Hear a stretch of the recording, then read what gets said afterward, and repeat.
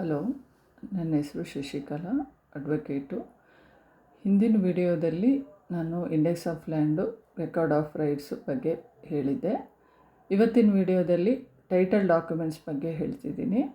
ಈ title documents ಅಂದರೆ ಏನು ಅಂದರೆ, ಈಗ ಓನರ್ಸಿಗೆ ಯಾವ ಥರ ಪ್ರಾಪರ್ಟಿ ಬಂತು, ಸೊ ಇದನ್ನ ನಾವು ಪ್ರೂಫ್ ಆಫ್ ಓನರ್ಶಿಪ್ ಅಂತ ಹೇಳ್ಬೋದು. ಅದು ಯಾವ ಡಾಕ್ಯುಮೆಂಟ್ಸು ಅಂದರೆ ಸೇಲ್ ಡೀಡು ಅಂದರೂ ಒಂದೇ, ಕನ್ವೆನ್ಸ್ ಡೀಡ್ ಅಂದ್ರೂ ಒಂದೇ. ಅವ್ರ ಹೆಸರಲ್ಲೇ ಪ್ರಾಪರ್ಟಿ ಹೇಗೆ ಟ್ರಾನ್ಸ್ಫರ್ ಆಯಿತು ಅನ್ನೋದು ಸೇಲ್ ಡೀಡಲ್ಲಿ ಗೊತ್ತಾಗುತ್ತೆ.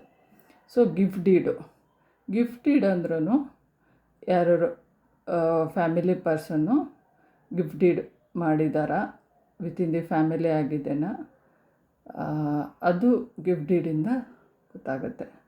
Partition deed, family members partition deed ಮಾಡ್ಕೊಂಡಿದ್ದಾರಾ, ಪ್ರಾಪರ್ಟಿನ ಡಿವೈಡ್ ಮಾಡ್ಕೊಂಡಿದ್ದಾರಾ ಅಂತ ಹೇಳ್ಬಿಟ್ಟು ಪಾರ್ಟಿಷನ್ ಡೀಡಲ್ಲಿ ಗೊತ್ತಾಗುತ್ತೆ.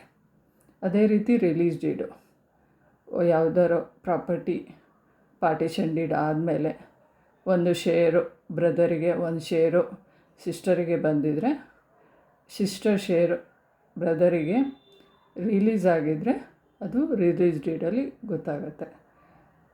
ಅದೇ ಎಲ್ಲ ಡಾಕ್ಯುಮೆಂಟು ರಿಜಿಸ್ಟರ್ ಆಗಿರಬೇಕು, ಅದು ECಯಲ್ಲಿ ಎಂಟ್ರಿಯಲ್ಲಿ ಗೊತ್ತಾಗುತ್ತೆ.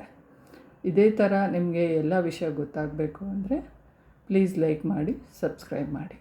ನಮಸ್ಕಾರ.